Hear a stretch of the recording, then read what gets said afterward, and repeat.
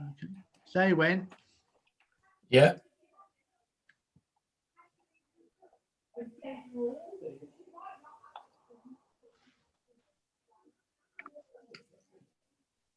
It's done. Okay, okay. Right. On behalf of the Birmingham TUC, I'd like to welcome all of you here this afternoon in support of the Unison Heartlands Porters dispute. We have, okay. Can you mute the background, please?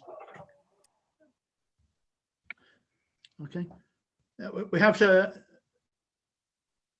fortunately, we have tonight one excellent speaker, Lee Williams, who'll be giving us a first-hand account of the Porters dispute at Heartlands. Okay, Lee, if you can unmute.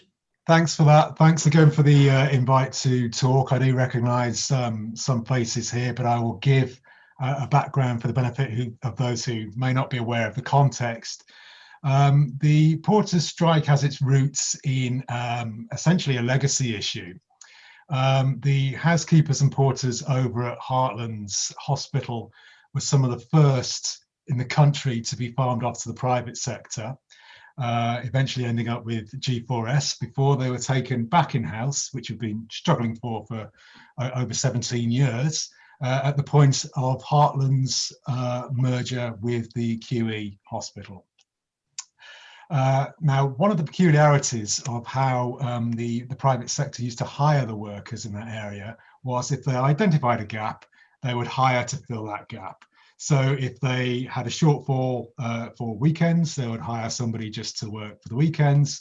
If it was Thursday, Friday, Monday, they would hire for that. So you had a group of people that were working set shift patterns that they knew would remain in that fashion pretty much in perpetuity. Now the problem was when the trust took these people back in-house, which we were initially very, very happy with, they had ambitions to change that into a rotating shift pattern. And unfortunately, in the course of sometimes 20 plus years, people build their lives around a certain shift pattern, their domestic commitments or their financial commitments, around the enhanced rates they may receive for perhaps solely doing nights or solely doing weekends, which many of these workers were doing, and they've cut their cloth accordingly financially. So any change in that would have profound repercussions. The problem being that management really didn't seem to take this into account. They wanted a fluid workforce. My rather pat response to that is that, well, you know, you want a fluid workforce, you have to remember that human beings are only 80% water and that real human beings have real lives built around them. So we've been struggling throughout this process, this 12-month process, for flexible working agreements. We've come up with a variety of compromises, none of which we seem to have been tenable as far as management are concerned. They really do believe that rotation in some intrinsic fashion is a benefit to the patient experience and porter knowledge. I'm not quite sure how that is, being that the laws of gravity remain the same, no matter what hour of the day it is, and the layout of the hospital remains the same. And ironically, anecdotally, it appears that by changing porters in a rotating pattern, which has now come in, it seems to have thrown the baby out with the bathwater, and they have lost a great deal of porter knowledge in specific areas, and are now struggling to try and rectify the damage that has caused and the bad feeling that's caused with different departments. One of the big problems we've had with this strike, although we have actually overcome it within this group of workers, they met the threshold to strike very comfortably, is that there is a division. Half of the workers wouldn't be affected by the rotational pattern anyway, because they're aligned to departments that work pretty much 9 to 5. And in the wider group, particularly the clinical staff, they would say, well, hold on a minute, we work shift patterns, we have since the year dot, what's the problem? Well, take a look at this shift pattern would be my response, and see if you could you know, fit your life around that. And also, like I say, this is a group of workers that have never been faced with that problem. Clinical workers know what they're walking into when they get a job in a ward. They know there's a sort of embedded idea that there would be a sort of rotating pattern. And that feeds into one of the broader concerns I have with this group of workers. They are lower banded workers. And unfortunately, I do feel that employers think that they can essentially recruit off the street for this group. There were a couple of consultations running at the same time as the Porters consultation, because the other consultations involved workers that had more marketable skills. They were treated very, very differently. I believe, to get Marxian for a moment, that the employers feel that they can draw on the reserve pool of labour, which thanks to COVID is likely to become a lake now. So consequently, they've treated these workers in that fashion. Now, the point where we're at now is that they have granted flexible working requests to the majority of the people that we've asked for. It may not be exactly what they want, but it's generally what they need. There are a couple of exceptions which are deeply concerning for me, and I will be using all routes and levers at my means to try and get something more reasonable and tenable for that couple of individuals. But that's essentially what they've done. So they've almost as if they've conceded that they haven't treated this group of workers correctly without doing it on a public scale, if you like, on an individual scale. So I do have, again, concerns that this may be something that highlights a pathology in NHS management, almost like they've embedded the sort of pseudo business ideas that are out there and have been enforced on them with the different trusts acting like a frog spawn of pseudo business units, and somehow they've internalized that, and they've identified a target and decided to get there, and how they get there, the means just aren't important. I believe that's absolutely contrary to the whole idea of the NHS and the whole idea not only of looking after your employees, but looking after the public and the patients. So that's where we are with that situation. In terms of what you can do, I've been trying to broadcast this message. We do have, largely as a relic, but we do have limited amounts of public control over these foundation trusts around the country via governors. There's a great deal of voter apathy out there, so I would suggest you join your local trusts, including UHB, and vote for governors accordingly when those elections come up. It's not too hard to make sure somebody who reflects your views gets the post, I don't think. Of course, we have the rally on the 25th, and there'll be some very interesting speakers there, which again may highlight some of the pathologies that develop in large organisations like UHB is the biggest trust in England. It's going to have fractures and cracks in it. I think this rally on the 25th will expose some of those and will be informative really for anybody that's interested. But we do need to take control as much as we can via our separate organisations, via public opinion, of this very, very important public body. This NH Trust has its fingers in many, many pies, and is a flagship. There was a royal visit just a few days ago, and will be seen as a model for others to follow. It's a very, very big hitter in the SDP. It has relations with Babylon and connections to China. So by all means, please do keep your eye on this trust, whatever happens, and attend our rally and see what that reveals. So thank you very much for your time. Okay, thanking Lee Williams. Now, if you can all unmute, please, and show your applause to Lee, his excellent contribution.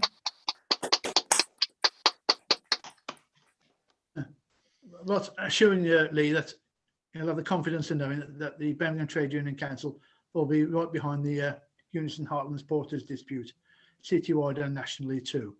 Okay. Our next speaker will be Dave Rogers from Banner Theatre. Dave? Hello, can you hear me? Yeah.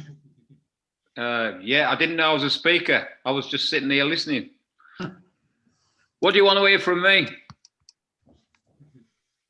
Well, we were told that you were going to give a little presentation before the video clip. The video clip's going to be done my name. Yeah, we've been working with the porters and with Unison. We've done interviews, video interviews on Zoom, written a song, and combined that before the pandemic. We were going to be touring a show about the privatisation by stealth of the National Health Service, which was based on a lot of interviews we did around the country. And so it's this project, you know, what the amazing campaign that's going on at Heartlands really fitted in well with that. So what the piece we're going to do now, which is about 35-40 minutes long, includes a song that we wrote for the Heartlands Porters, and also includes 2 or 3 other songs cut with interview material. So I hope you enjoy it. Okay. Okay, Naim, can we have the video clip, please?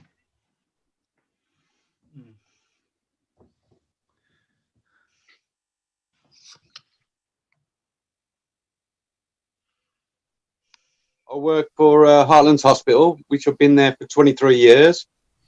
I enjoy my job, and because of last year with COVID-19 coming out, the morale has gone really, really down. One thing, the morale with the porters is having this letter saying that they're changing all the shift patterns, which is bad because majority of them weren't able to do this 9-tier rotational shift pattern.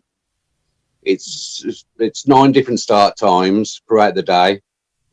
You'll be doing a couple of days of one shift, and then you have a day off, a couple of days of the next shift, and it just goes on. We've got so many porters have got like commitments, carers, taking the kids to school, childminding and things like that. They just won't be able to cope. I mean, how much of a failing can this be that a publicly run National Health Service trust is actually taking these steps to actually dismiss their staff and re-engaging them because negotiations have failed? And the reason the porters have taken this strike action in the first place is because many of them are going to have to leave, and this proposal is life-changing to them. It's not a choice. It's not because they're being difficult. They genuinely don't have the ability to cover all of those shifts.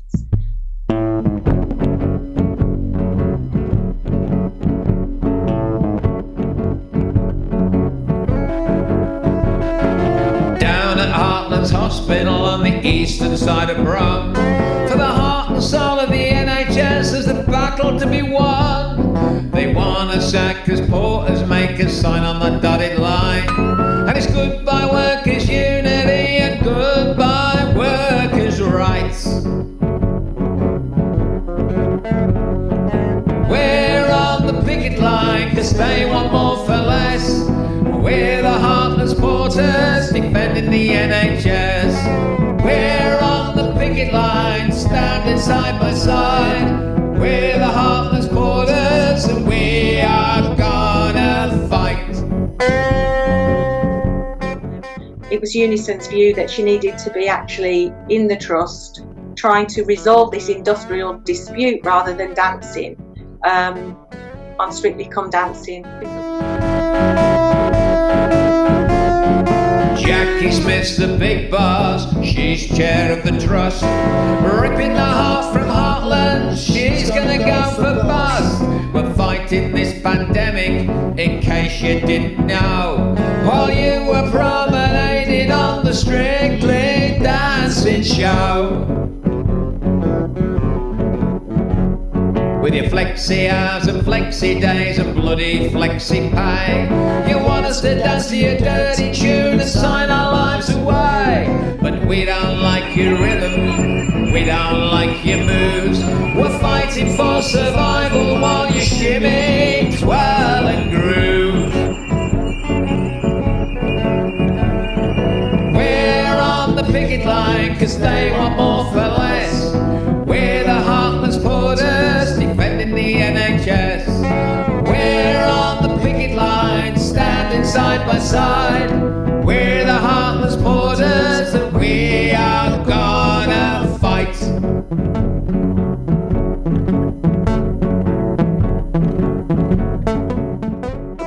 down, but having these letters saying they're going to fire and then rehire us has just dropped us. But you know, this hire and fire, employers are deciding that this is the quickest way of being able to get what they want. They are seeing this as the best way of achieving their aims without having to go through proper industrial relations procedures. And that's what we have to stand up against. This is a seminal dispute for us. This is an absolute seminal dispute for us. We are the frontline workers that you intend to fire. From heroes to zeros, you push us to the wire. Working days, working nights, any way you choose. No matter how you play the game, we are gonna lose.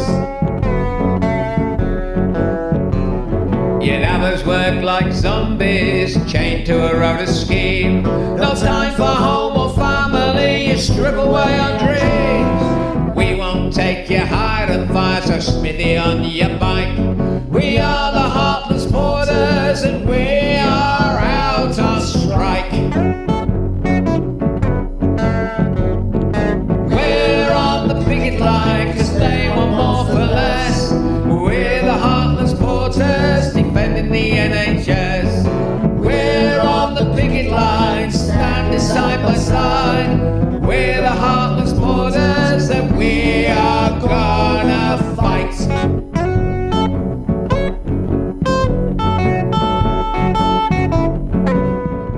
Common sense applied would say people do not want to take strike action for the slightest thing. It's always the worst case scenario.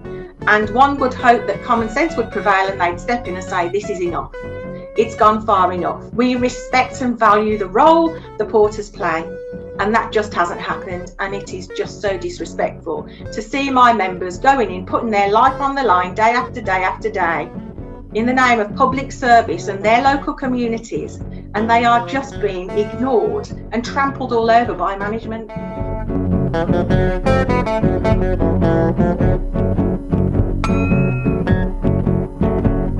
They're busting union contracts, destroying workers' rights. It's time to stand together, it's time for us to fight. All around the country, they're watching this heartless crew. Today it is the porters, tomorrow it could be you.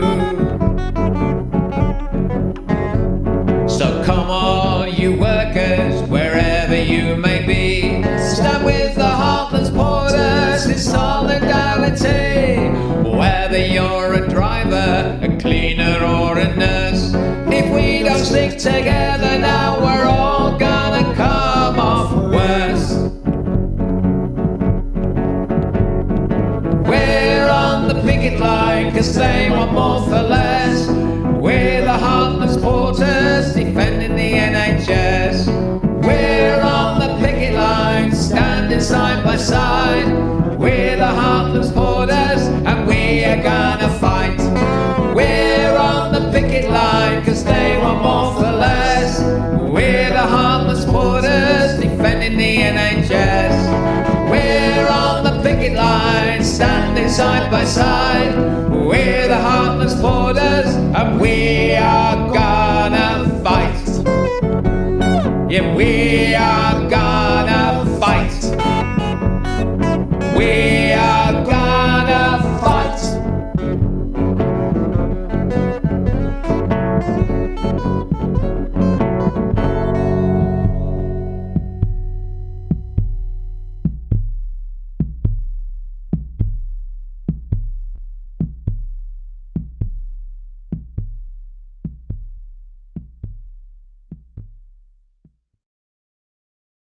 One thing that all of our people say to us all of the time when we're asked, what's the feeling amongst our membership in the National Health Service? What's the feeling amongst our membership in local government? What's the feeling amongst our membership who work for these care companies who are delivering what should be publicly run public services? What is their feeling? And universally, the answer is they are exhausted. They're working double shifts because so many of our members are shielding, having to stay at home. And that means shortages in the hospitals, that means shortages in local government jobs, that means shortages in care homes. So they're having to work double shifts to cover people. And let's be clear, before the pandemic, it wasn't good. When so many, there were so many people, so much lack of resources within many of those areas that I've talked about in the NHS, in public service, local government, and in care homes. So it wasn't great before, but it's worse now. My name's Steve Thompson. I'm a paramedic and I'm also an executive council member for Unite the Union, and I occupy one of the health seats.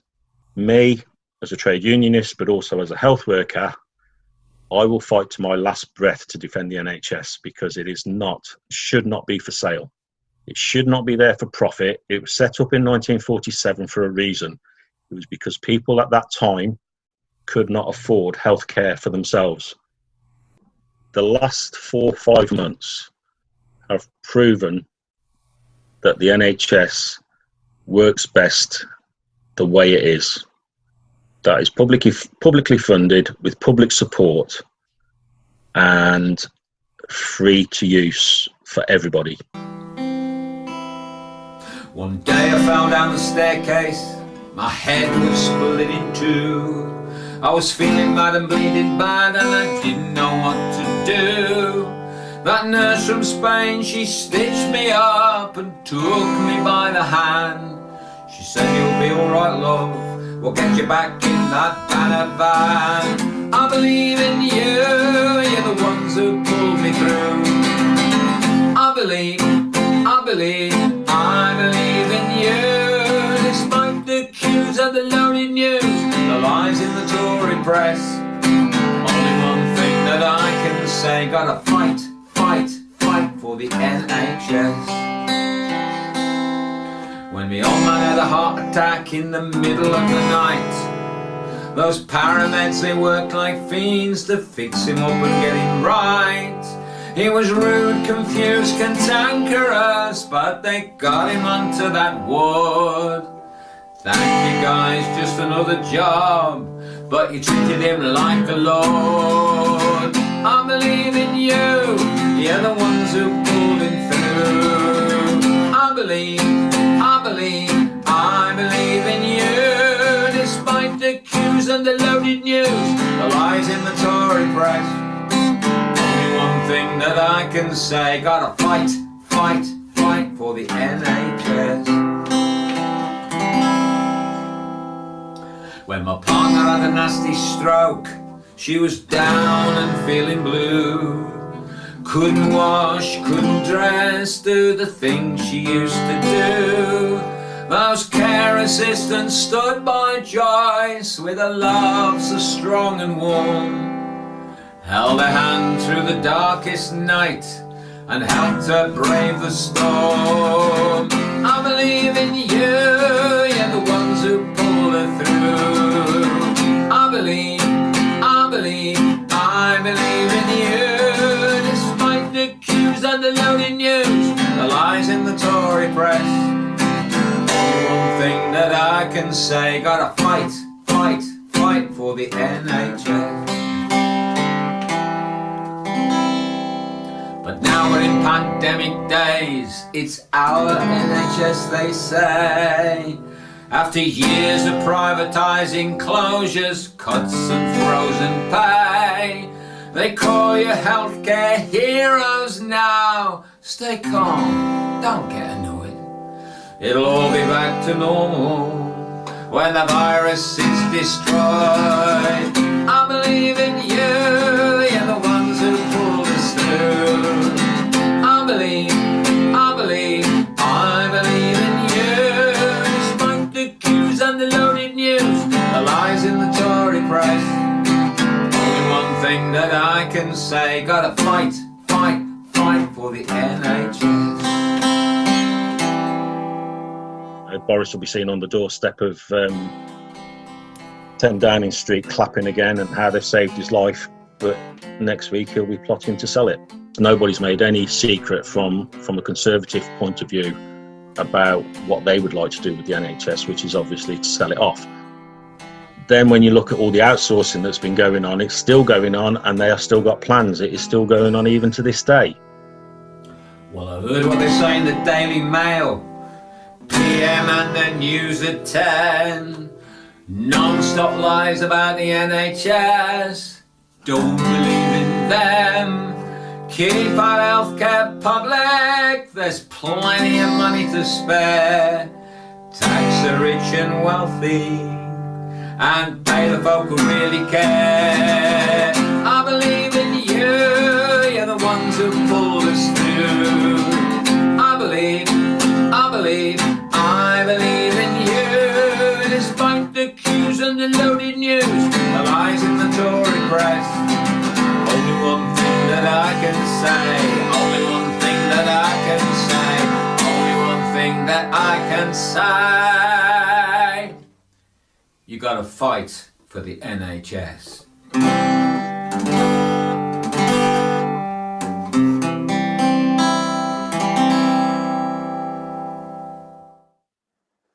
It is extraordinary what has gone on since the last financial crisis in 2008. The idea that the stock market has gone up by £1.5 trillion since that time, that the richest 1,000 in the countries have improved their wealth by over £550 billion at a time when workers' real wages have gone down by over £450 billion. And if we look at the NHS and how it has been ripped apart by profiteers, £100 billion gone out of it since 2010, £25 billion spent on agency staff instead of employing people, and in last year alone, £7 billion to private consultants to the NHS, and the porters who put themselves on the line are being asked to lessen their terms and conditions in order for shareholders to take more private profit. I'm Sue Lowe. I'm currently a Unite Regional Officer and I'm the lead for health in the West Midlands. It's a great honour to have this job. I was a nurse in the NHS since I was 18 years old and I was there for over 30 years. When you start to see that even health workers who should be properly paid, properly cared for, have good health and safety, start to die in their hundreds from a disease that they're trying to protect the public from, you realise how bad inequalities in this country have got. And when you see millions and millions of pounds being thrown at private companies like G4S that have let us down so many times before, you realise that we're in the wrong game here, because health should be about health, and it isn't. It's about business in this country right now. The dividends are rising high, the Dow Jones is impressed, 'cause supranational companies are to run the NHS. Consumers should be confident, no need for feeling nervous when financiers and profiteers take over public service. Soon Virgin Health and Goldman Sachs will be walking hand in hand with the sick, the old, the unemployed, in the service of our land. Farewell public ownership and bye-bye NHS. We can't afford to keep it 'cause the country's in a mess. Listen to the banker man and put your trust in fate with private health insurance. Who needs a welfare state? So we can see in this country massive loss and cuts to public health networks, to public health professionals, to public health budgets in local councils and in health. Because that's not important, because public health doesn't make money. If they bring in private finance, it's time to celebrate. When your hospital gets bought out by a hedge fund from Kuwait. When they close a local cancer ward, please don't try to stop it. It can't be very good for you if it doesn't make a profit. So try to help big business with a sacrifice or two. Why don't you go and ask the boss to start downsizing you? Farewell public ownership and bye-bye NHS. We can't afford to keep it 'cause the country's in a mess. Listen to the bank man and put your trust in fate with private health insurance. Who needs a welfare state? If it comes to pharmaceuticals and it comes to insurance, people will make money out of that, and that's what they're all about.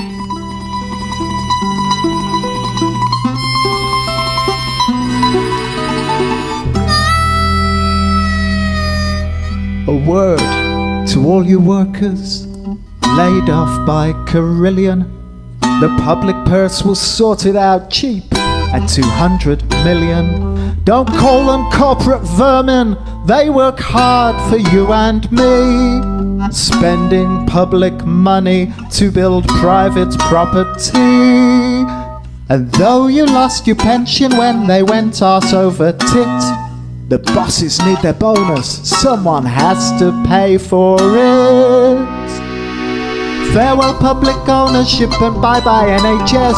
We can't afford to keep it cause the country's in a mess. Listen to the bank man and put your trust in fate with private health insurance. Who needs a welfare state? If the porter was coming onto the ward to collect a patient and go down to x-ray, we'd say, do you want to take this form back down to x-ray with you? And he would say, no problem, not anymore, because Ken has to report that as a task or a job. If you're old and in a wheelchair and you need your hip replaced, and the agony you're feeling is etched across your face, in the interests of austerity, we must ration patient care. So you'll have to wait a few more years unless you're a millionaire. Have faith in corporate capital with Hancock, Johnson, Hunt. They're looking out for all of us. Such a bunch of Tory characters. Farewell public ownership and bye-bye NHS. We can't afford to keep it cause the country's in a mess. Listen to the bank man, put your trust in fate with private health insurance. Who needs a welfare state? Bye-bye public ownership, I'm telling you no lie. But the welfare state is over, the world is going private. Schools, pools, hospitals, all across the land. Parks, water, the air we breathe will move to private hands. Democracy is up for sale because of scarce resources. The common ground on which we stand must bow to market forces. Farewell public ownership and bye-bye NHS. We can't afford to keep it cause the country's in a mess. Listen to the bank man and put your trust in fate with private health insurance. Who needs a welfare state?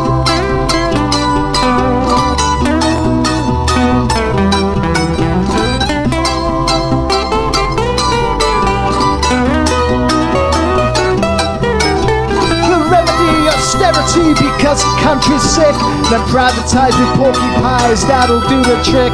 The remedy, austerity to make Great Britain great with private health insurance. Who needs a welfare state? The idea that those who are at the front line in a crisis, putting their lives at risk for the health of the nation, are being asked to pay the price for a crisis that is ultimately about saving money, so as more money can be ripped out of the NHS to go to private providers. That's the essence of what comes out of this crisis, as to whether or not workers are going to pay for it or whether or not capital is going to pay for it. Will wealth pay for it or will workers pay for it?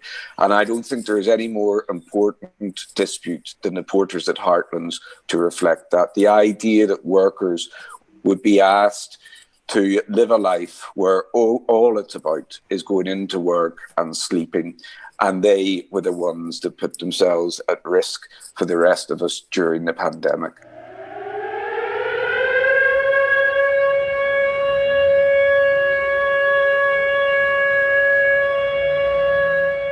When they turn around and say that the country can't afford this, that and the other, I think of 1945, when we were on our knees, when we had no industry. We did tremendous things. We established the welfare state. Yes, yes, yes. It's by the theatre. Come for telling us that. All of you corrupt politicians, we're not going back there. The government tells us they want us to healthcare. They're liars and cheats. All they want is just wealth care. Destroying by stealth our NHS service. So Bupa and Virgin can decide who deserve it. We're not going back. Don't use any fiction. We're not going back. To respond to dereliction. We're not going back. To sickness and squalor. We want action now. We won't wait till tomorrow. We're not going back. Because I'm close to the edge. I'm trying not to lose my head. They're trying to drive us right back to the 30s, where the rich had it all, and to hell with the workers. Thatcher's sick dream, so we've got to stop it and put people first, and to hell with the profits. Cause we don't want a healthcare like in the US, where they take all of your money and leave your life in a mess. The first thing they do is to check out your cover, and if Bupa say no, then you're left in the gutter. We're not going back. Don't use any fiction. We're not going back. To slow the dereliction. We're not going back. To sickness No and way, no squalor. how. We want action now. We won't wait till tomorrow. We're not going back. Start having conversations everywhere, in the cafe, in the pub, in the queue, in the shopping centre, about what the NHS actually means to us, what you would do without it. We will not go backwards to private insurance or turn back the clocks so they can ignore us. We don't want a world where the rich get the pickings and the rest cast aside. The rules left the licking. We see what they do in those big US cities where the poor and rejected get nothing but pity. But we don't want a bottom rate, bottom class service. Free healthcare for all, not a charity circus. Mobilise, we go on marches, we get out there on social media, we have meetings, we link up with other groups. The rise of the lions, it's like a tidal wave. It's going to be a tsunami soon, because once people are fully aware of what's happening to our NHS, people are not going to sit quietly. Our grandpa and grandmas had great expectations. They fought for a future for all generations. No more will the poor and the needy be stranded. Free healthcare for all was all they demanded. It's the same dirty deals all across Europe. There's no other way, and that is their chorus. These rich profiteers, they stand in the doorway and you shall not pass with the Labour on tour. We're not going back. Don't use any fiction. We're not going back. To slow the dereliction. We're not going back. To sickness and squalor. We want action now. We won't wait till tomorrow. We're not going back. We're not going back, you know. We're not going back. They're for your own. In Madrid and in Athens, it's a new situation. The workers say no, we're in occupation. This hospital's ours and you'll never close it. So this is class warfare and we will oppose it. So they took to the streets with their banners are flying. Free healthcare's a right, it's not yours for denying. In placards and plazas, the people are meeting. So organize now and you will not be beaten. Cause we are the many, 99%ers with their monies and gold. Say they're plotting against us. So stand up and fight or to hell we'll be driven. So rise up like lions, you men and you women. We're not going back. Don't use any fiction. We're not going back. To slow the dereliction. We're not going back. To sickness and squalor. We want action now. We won't wait till tomorrow. We're not going back. We're not going back. We're not going back. We're not going back. No way, no how. We want action now. We won't wait till tomorrow. We're not going back. We have to show solidarity to workers who are in struggle. That is our job right now. Not fine hashtags, not just hashtag approach to solidarity, but actual solidarity, standing up for working class people who are struggling to survive in the workplace right now, who are struggling to help this country through this pandemic. Our job is to stand shoulder to shoulder with them in solidarity, the key word for trade unionists all over the country, because in the end,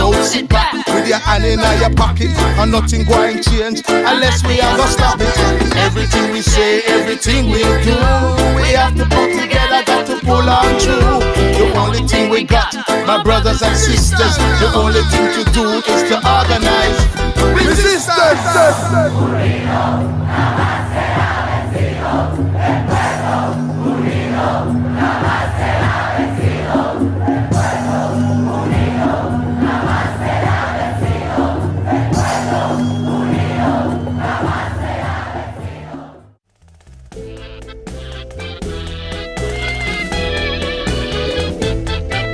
We voted for you, our future was bright.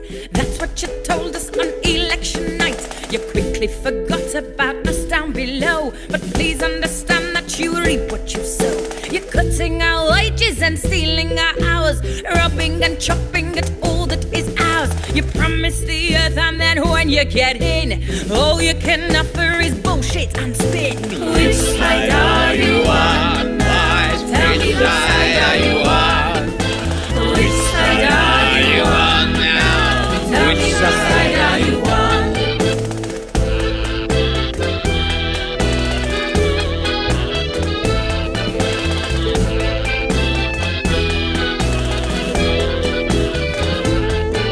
The bankers and bosses decide what to do. They pass it all on through their media crew. The Tories in power legislate with delight, then you dump it on us without making a fight. Branson and Murdoch will be singing your praises, and the bankers in London pick up their VAT raises. The tax haven dodgers will be having a laugh, while us at the bottom you're moving and shout. Which side are you on now? Which side are you on? Tell me now. Which side are you on now? Which side are you on? Come on, tell us. Don't be shy. Are you on their side or our side? Which side? The media hacks told us he was a clown, and you joined in the quarters to pull Corbyn down. The Blairites and Brownie said he'd never win. Now their pontifications are in the dustbin. You don't understand the times that are changing. We're very pissed off, and our anger is raging. For too many years, you backed the wrong horses. If you don't stand with us, then you stand with the bosses. Now which side are you on? Tell me which side are you on? Which side are you on now? Tell me which side are you on? Yeehaw! Get off the fence. Stand with us and not with our bosses. Tell me now. You sit in your chambers and pontificate as the forged destruction of our welfare state. You say what you do is beyond your control, as our wages are cut and we're dumped on the dole. Well, thanks to your labour, your politics stink. You're all like the same is what people will think. If you want to make good, there's only one thing to do. Stand up and fight, or we'll fight against you. Which side are you on now? Which side are you on? Which side are you on now? Which side are you on? Come on, tell us. Which side are you on? Oh yeah, which side are you on? Come on now. Which side are you on now? Make up your mind and tell us. Which side are you on? Which side are you on? Which side are you on? Which side? Which?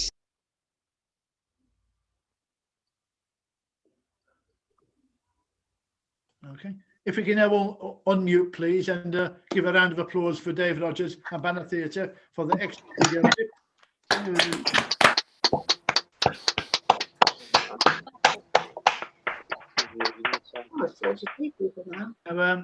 We now have a question and answer session. We're fortunate that I believe Lee Williams will be staying behind for a short while, and also Claire Breeze, both from Unison. And I propose taking questions in groups of 3 at a time. That's to ensure fairness to our 2 victims who are going to answer the questions for us. Okay, Naim, can I have the first 3 names, please? And please, everybody, remain muted unless I call upon you to give your question. Okay. So the first three questions, please. Anybody put questions on the chat line?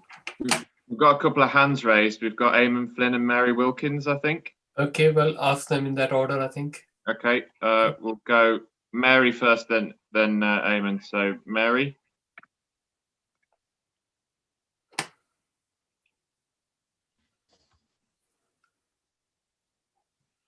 You there, Matt? Yeah. Just trying to unmute myself. It's a question about the porter strike.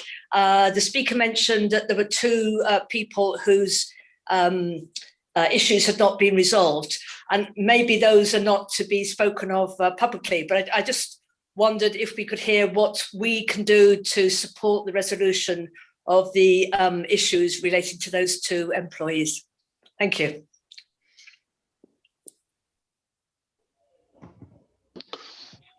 Next question was Eamon. It was Eamon, yeah, but I think he's put his hand down now. Eamon, do you still... Yeah, no problem. I'm good to come in. Okay, yes. Yeah.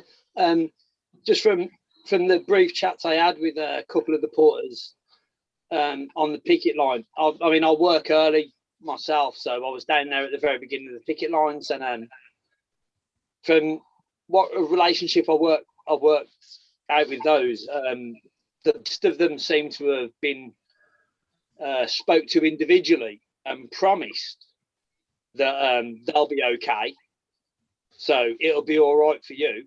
But there's been no real collective arrangement worked out there, and my worry is that those guys are going to sign those contracts, and then in 12 months' time, or whenever it is, 6 months' time could be, or at some point in the future anyway, the trust will come back and nibble away at that as much as those workers believe sincerely that the managers they've spoke to have promised them that it'll be fine. But I think, as has been pointed out, the real problem is the privatisation of the NHS and what has happened there. And unfortunately, I happened to be an inmate at Heartlands just after Christmas, and what seemed to be a massive issue with the workers there was parking charges. As much as it was great that everybody clapped for them, you know, at the start of the pandemic, they're expected to pay a couple of quid a day to park their cars close to the hospital, and it's not even that close. And you look at where the actual parking spaces for them are up on Yardley Green Road, they're a 10-minute walk away from the hospital anyway. Sorry, I slightly digressed, but yeah, the real issue is the privatisation of the NHS and how we resolve that. And I think we need to look at a massive reorganisation of society to do that. It's not about tinkering around the edges. It's not about what your council's going to do in the next round of elections. It's about how we really change society. And I'm probably preaching to the converted in this room, but thank you to Banner Theatre. And my wife said that if they got out to more people, then maybe different people would listen to our message. So yeah, thanks to Banner Theatre, and we need to get you on Radio WM or something. Okay. I'm sorry. Okay. Now the third question, there'll be other questions later, don't worry. The third question is Michael Vaughan. Michael Vaughan? Yeah. Thanks, Chair. Mike Vaughan from Staffordshire Unison here. Can it just be explained, where are the workers in terms of the rotas? Have these new rotas been imposed? And if they've not yet been imposed, when are they going to be imposed? And in a sense, what's the next stage? I mean, obviously, there's been a series of strikes. What is the next stage? Is it an all-out strike? And what else can other parts of Unison do, other than showing solidarity and contributing to the donation fund? What can we do that's practical? to get involved in this, because it's, I think Roger McKenzie said it's a seminal issue. It's going on elsewhere, fire and rehire, but in a sense we have to draw the line in the sand. But if you can just clarify about where the work, or are they currently working the new rotas? Yeah, thank you. Okay. Claire, would you like to start Of course, off? and if you wouldn't mind, I'll go in reverse order. So if I could actually respond to Michael first, because I think that actually will give answers to the other two questions. Michael, thank you for your question. The rotas have been imposed upon all staff. What the employer actually did was they gave them 5 days notice. So they gave the workers an opportunity to accept the new rotas. If they didn't accept the new rotas, the employer then invited them to a dismissal meeting. And I kid you not, a dismissal meeting.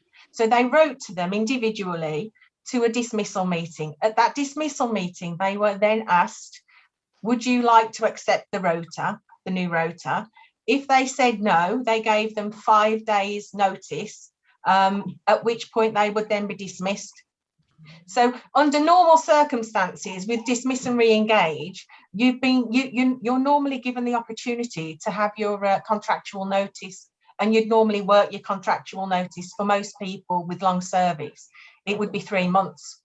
And that's what we believed would happen. And then at the last minute, the employer decided to take the stance that they did. So members, regretfully, were called into these dismissal meetings, told they've got 5 days to make a decision. If they don't sign up to the rota, then they would be dismissing them immediately with their contractual notice. So most people have now signed because they can't afford to lose their jobs. The union would have been reckless to have asked those members not to sign, because they would have been dismissed. We've got no doubt about that. You're not talking about the normal kind of NHS managers that we've all been used to. This is a completely different breed of management. They are ruthless.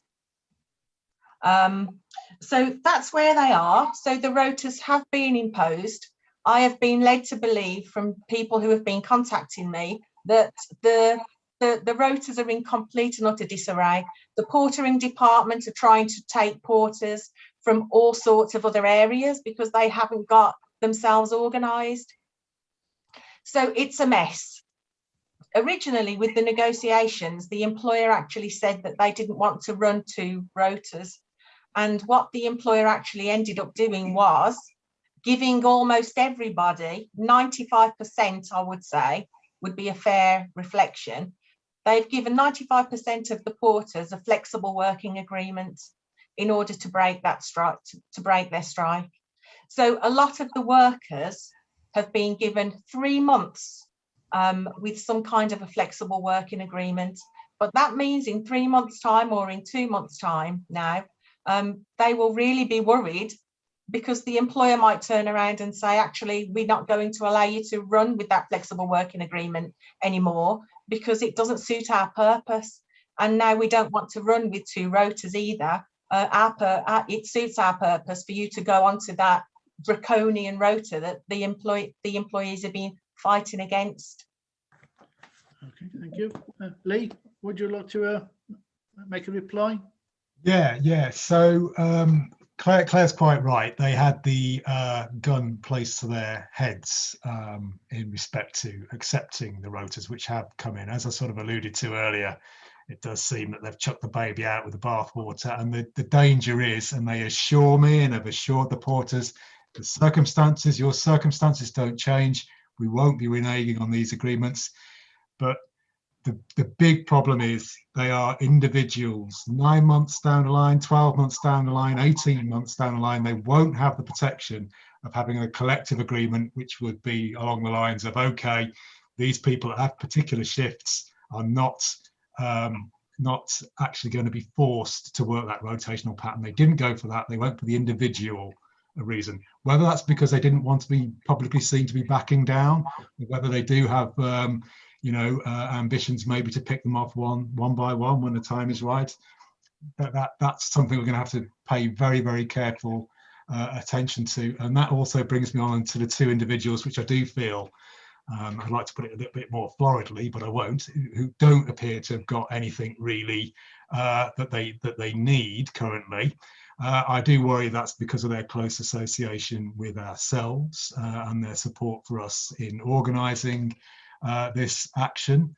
And like I say, I'll be using whatever means I can. I am also one of the governors here, and I'll be raising it in that capacity to try and get something for these people to help them carry on working with the trust. They've been instrumental for us. Okay, Claire. I'll come back. Well, I think we've answered question 1, haven't we? Yeah. Eamon, do you feel like you've had your question answered? Thumbs up there, I think. Yeah. Yeah. Okay. Okay, and Mary's question's been answered. Okay. Okay. We'll now take the second set of questions, second set of 3. Chair, can I just come in quickly? I just wondered if at some point we could touch on what practical assistance other parts of Unison can do and give, and other unions as well. It's not just a Unison issue, but if that can be touched on, so that we can lend a hand, basically. Michael, yes. When the questions are finished, we will be touching on that anyway as part of the agenda. Okay. So the second set of 3 questions will be, first of all, Clive Walder. Clive Walder. I'm moving myself. Yeah, one of the thing I find the most distasteful about this dispute, apart from obviously the what the management are proposing, is the fact that the trust chair is a former Labour Home Secretary, and when you think about all the dozens of genuine socialists who've been expelled, disciplined and expelled from the Labour Party on completely false allegations of anti-Semitism and God knows what else, this woman still is welcome as a member of the Labour Party. And I speak as someone who was expelled for being a socialist in 1992 and whose application to rejoin when Corbyn became leader was summarily rejected by Ian McNichol. I mean, I'd like to know that what's going to be done by people who are still in the Labour Party, particularly people from Unison, people from the trade unions still in the Labour Party, about getting something done about Jackie Smith, who frankly is a scab, is an agent of the employers and has no part in a party that was set up to defend working people. And I think that really there should be a campaign from the unions affiliated to the Labour Party inside the party, particularly in this part of the country, to have that woman not just disciplined, but expelled from the party. Okay. The second question will be Imran Hussain. Imran, if you can unmute, please. Imran Hussain. Ian, can I just say while Imran mutes himself, Imran's one of our porters and he's just messaged me to ask if we would like him to speak, which is incredibly brave of him. So if you would like him to speak, he would be more than happy. Okay. To just describe what it's like being a porter at Heartlands. Okay, no problem. Okay, Imran, can you talk to us, Imran, for a minute or 2 or 3 or 4?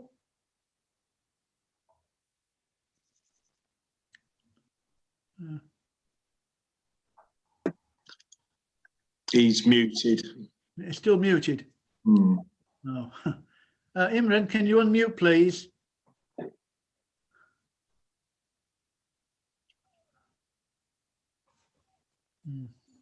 No, Joy? Perhaps we can come back to him, Ian. We'll come back, yes, don't worry. We can come back to Imran.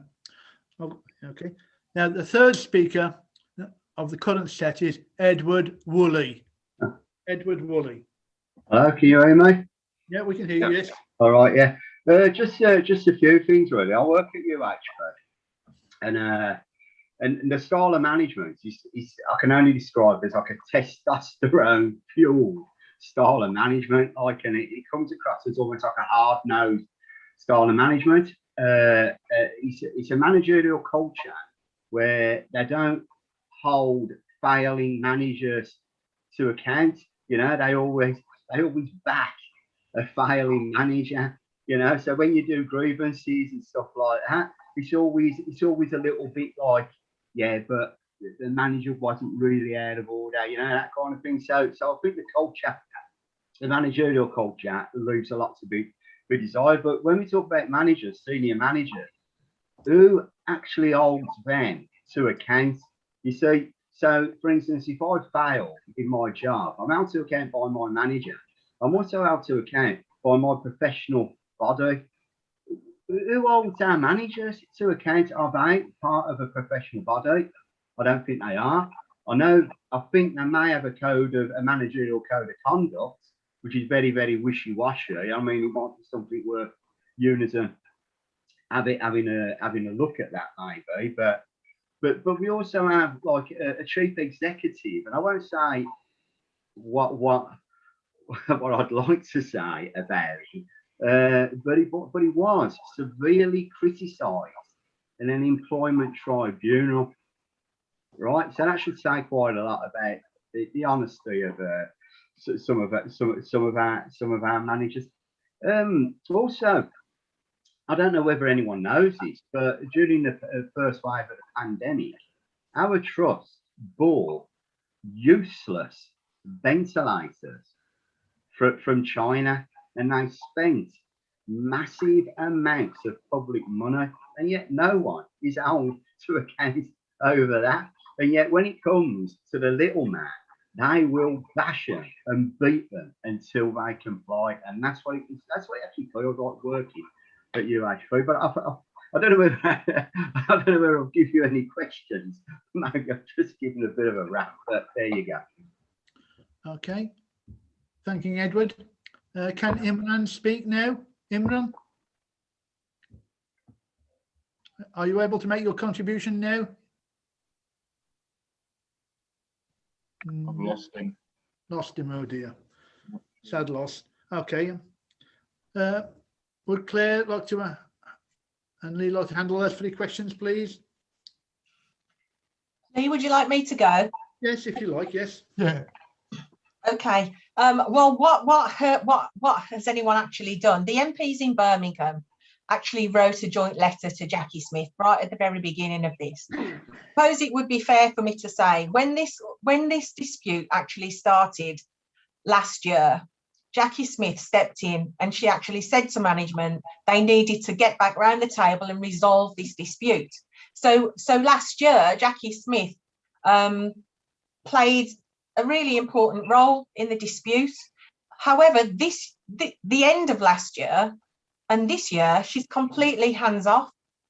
So I can't explain why Jackie Smith is behaving the way she is. I've got no idea. What I can tell you is that every Birmingham MP has written to Jackie Smith, and the leader of Birmingham City Council has also written to Jackie Smith. And I know that Jess Phillips, the MP for Yardley, I know that she wrote to Liam Byrne last week asking Liam Byrne to write again, because our members have been writing to Jess Phillips in Yardley and Liam, who is the MP for, you know, he oversees the whole of Heartlands. And she's basically saying, look, I mean, she's actually seen some of the letters that our members have received, which is you either accept the rota or you're going to be dismissed. And they are being that ruthless. So that's what the MPs in Birmingham have done so far. Okay. Lee? Yeah, I mean, just to pick up on and what Eddie was saying, and I was saying earlier about the management culture, there is, and what Claire was saying about a new breed, they do remind me a little bit of a sort of 21st century of the 80s aluminium and briefcase and braces brigade, which, you know, they can hide themselves, and they probably do genuinely think this. They can sort of hedgehog behind, well, we're trying to provide a public service here. But if you reduce employees to numbers and to human capital, to my mind, that's profoundly disturbing in terms of how you may ultimately be seeing the public too. And that culture needs to be scrutinised very, very carefully. Claire, again, is right that Jackie Smith initially was helpful. The door was slammed in my face when I tried to reopen this situation with management myself. So I did engage with Jackie directly, and she was very helpful at that point. I'm not quite sure how we've got to a point where this trust has crossed the Rubicon for the NHS by using a tactic which our friend Sakia says should be made illegal in terms of fire and rehire. Yet here we are with the NHS actually doing that to people that have been working throughout a pandemic and have been very, very good servants to the trust for decades. I mean, one of the most distressing epitaphs for this entire dispute, somebody else has mentioned the privatisation of the NHS, is that this group of workers genuinely believe that G4S treated them better. They actually, I'll repeat that, they actually miss G4S, which is just, it's an absolute anathema to me. I was so happy when they came in-house, but for some of these individuals, it's been disastrous. And in terms of support going forwards, well, we strongly suspect these rotas will be coming in for the housekeepers who also came in-house at the same time as the porters, and also to other elements of the trust, namely Solihull Hospital and Good Hope Hospital. Those porters have always been in-house, but they are not used to working the rota pattern that they've put in place at Heartlands. So it's going to be an ongoing thing. So union support from the rest of Unison, from other organisations and from the public is likely to be called on going forwards. And again, the MPs, as Claire has said, were initially, they wrote a very strongly worded letter. And again, I would encourage people to get in touch with their MPs about this issue, because this is a flagship trust. If they can serve a Section 188 here, put essentially all workers on the front line, not just the porters, then other trusts around the NHS are likely to adopt it. I think, Ian, it's fair to say that if they can make the workforce obedient and compliant, which this is what this is all about. This is about making a workforce obedient, compliant, grateful, because that's been said. If you don't like it, lots of other people out there that will do that job, you know, instead of you. And you've got to understand that this is just one step in the marketisation and the privatisation of National Health Service. Now, if you've got a compliant workforce, you can literally push through anything. And the role of the trade unions and its members at the moment is to build the confidence with those members, to give them the faith and the courage to stand up to their employer. Because just how Eddie described what's going on, we've still got members and non-members that are sitting on the sidelines watching our members, because the employer said to them, they're not going to win this dispute. We're going to have our way. We will have those rotas whether they like it or whether they don't. Now, we would say, why would you want to do that? Why would you want to make your workforce less able to do the job because they're so exhausted? The QE porters have already said they walk around like zombies. How on earth can that improve patient care if your staff are walking around like zombies and they don't know what day of the week it is? So it's for anybody that's in denial that these things are being done for a genuine reason. It is because the trust has got a plan. If you go to the Queen Elizabeth Hospital, you'll see the private hospital that is being built right next door to the QE. It will be actually adjoined to the QE. There's a little runway that goes between the two. So, you know, when people can't get the care that they need, which is happening obviously now, then they will be offered private healthcare. If you can't get the care that you need on the NHS, then there's the private hospital there. Would you like your care to be taken there? It is scary, and our members need, and our non-members need to get the confidence to start standing up to these bullying managers, because that's what they are. They are intimidating and bullying their staff and our members. Okay, thank you, Claire and Lee. We have one more indicated question. Stuart Richardson. Yeah, thanks, Ian. Stuart Richardson, an EU member of the Birmingham TUC Executive.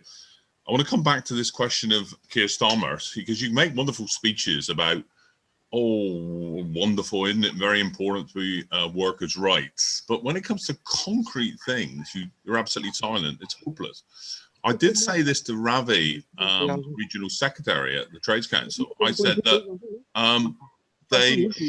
Unison should actually issue a public statement calling on Keir Starmer to dissociate himself from what Jackie Smith is doing. A leading Labour Party member is actually to the front of a major assault.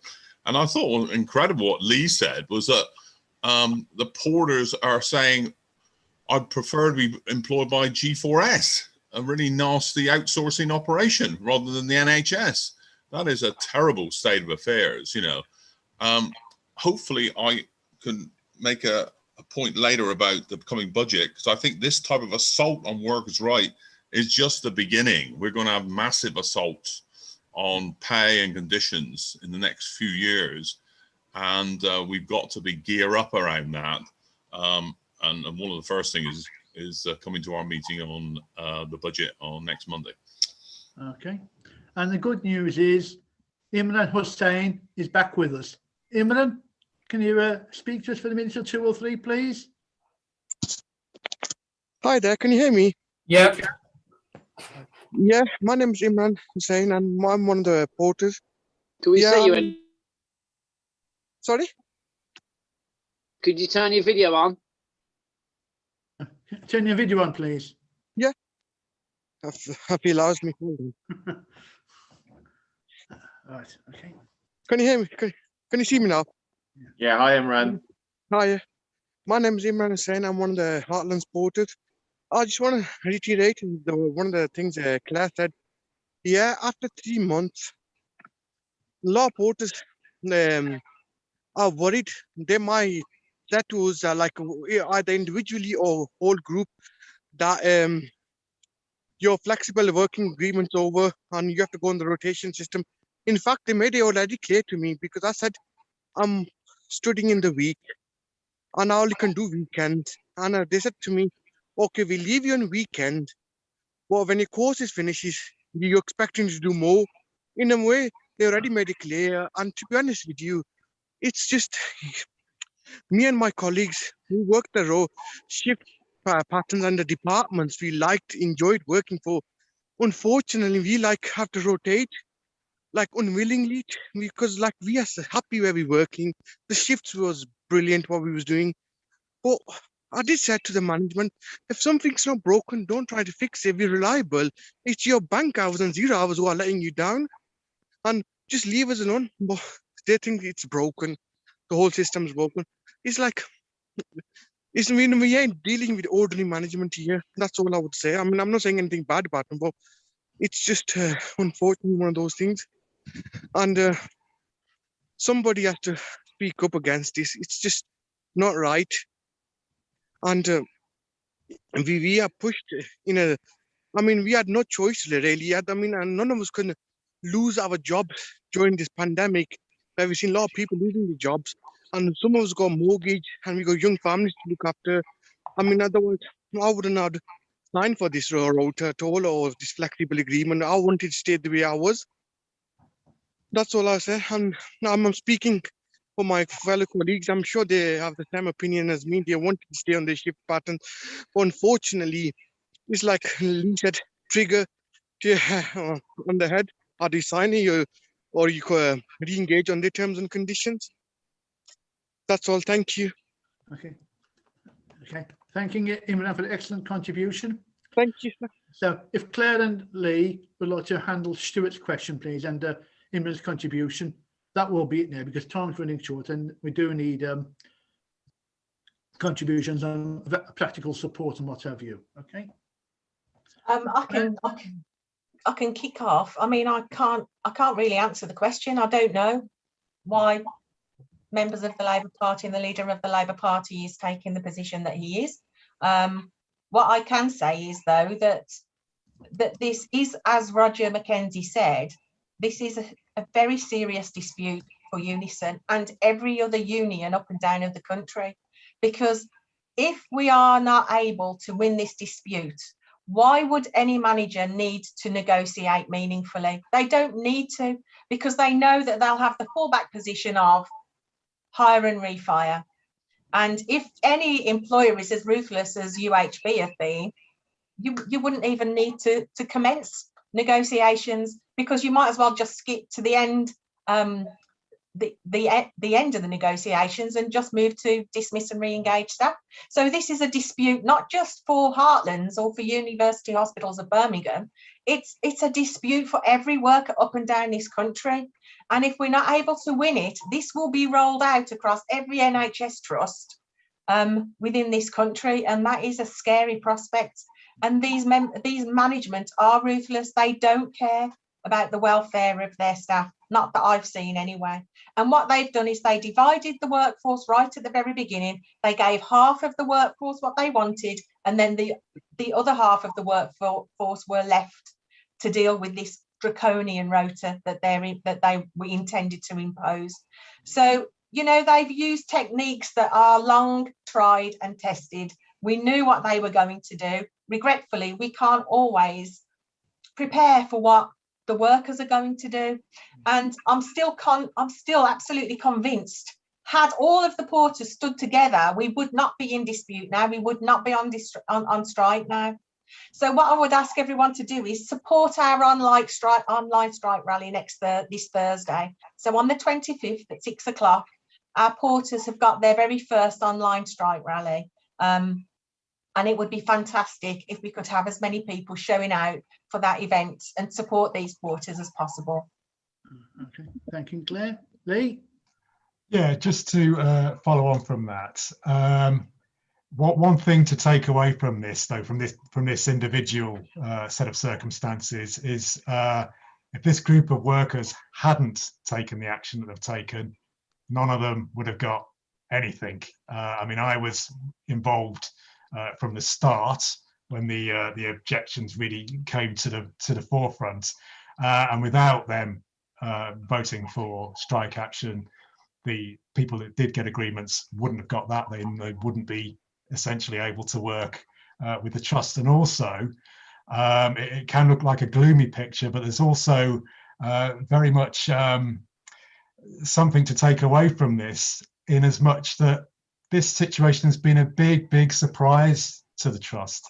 They didn't think this group of workers would stick together for the reasons that Claire's identified. They didn't think they had it in them, and they thought if they grant a certain amount of people what they want, well, it's not going to, Unison won't do anything. Nothing's going to happen. Oh, they'll just like it and lump it. And if they lump it, well, we can always recruit somebody else, can't we? And that came as a real surprise to them. So maybe that's the motive for this very strident action that the trust have taken, because they were surprised. They don't want the resistance spreading, but unfortunately, if they carry on behaving the way they do to groups of workers that are experiencing change, unfortunately, they're going to have to get used to deploying these very strident measures, because people will resist. They don't have any choice. If they had some choice, they would, but they don't. It's their jobs.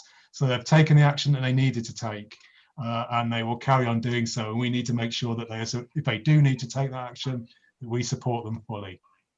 Okay. Thanking Lee and Claire and Lee for their excellent responses to the questions. Michael Vaughan, do you want to start off on a practical support initiatives and what have you to assist with the porters dispute? If you can unmute, please, Michael Vaughan. Sorry, Chair, I was looking at the link for the rally. I've got that in my diary, so I'm coming to it. I'm sorry, if you asked me a question, I missed the start of the question. Apologies. I'm coming to the rally anyway. But if there's anything, I have a Tory MP. I'm from Staffordshire Unison. I've got the delightful Gavin Williamson. He's not interested in what goes on at Heartlands Hospital, I'm afraid. He's not interested in education, but that's another story. But if there's anything else practical, my branch executive meets on Thursday, and I think we're discussing a donation. It's on the agenda. Well, we are discussing it. I don't know why I'm saying think. We are discussing it. So hopefully hopefully we'll make a donation. But is there anything else practically that we can be doing? I mean, it sounds like Birmingham City Council are in support. So, I mean, I live in South Staff, so I'm not a resident, but I'm happy to write to councillors and the likes. But I'm in a land full of Tories around here, so I am wasting my breath, really. But anything I can do, just ask Staffordshire. Okay. Thank you, Michael. Claire? Oh, yeah, I'd just like to thank Michael for that question. I appreciate that you're out there in the sticks in Staffordshire, Michael. And I remember those days, you know, I worked in Staffordshire for many, many years. I mean, what you can do, even though even though these MPs aren't your MPs, it would still be fantastic if you could write to the MPs in Birmingham, if you could write to the trust board and tell them how unacceptable what they're doing is. Tell them how unacceptable it is that the board and the chief exec are treating their staff in this way for no justifiable reason, because there is no justifiable reason. We have looked at absolutely every single piece of mitigation that they have thrown at us as to why they have to have these rotas, and there is no justifiable reason for it other than the fact that they can. And they're imposing and wielding their power over our members, and it's not acceptable. Trade union membership is not a spectator sport. It's no good our members standing on the periphery watching what's going on. We need all workers to join a union and be active in that union, because only then will we have, and will they have the power to actually take on the employer. Because honestly, the next people that will get this rota will be the porters at Solihull, the porters over at Good Hope Hospital, and then it will move very swiftly onto the domestics and housekeepers. We've got no doubt about that. Okay. Thanking Claire for that reply.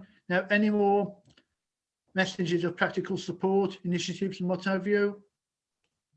We have Mary Wilkins.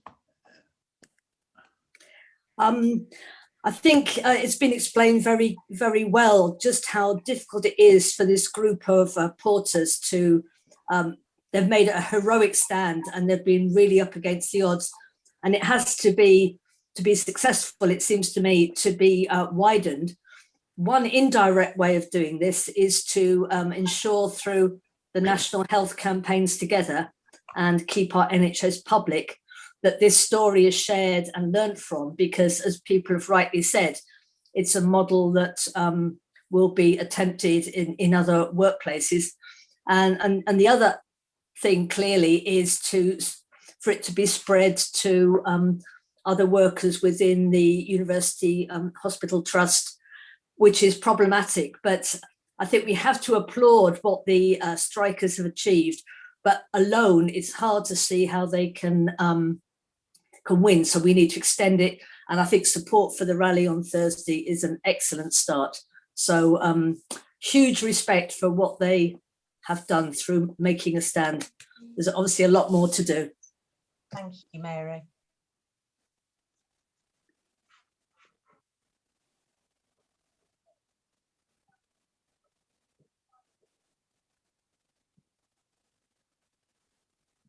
Ian, are you there?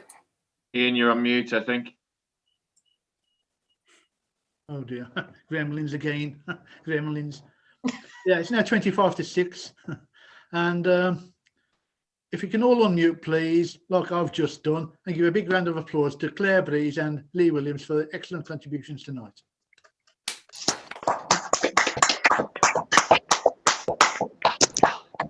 Time is short, but two people have indicated to make announcements.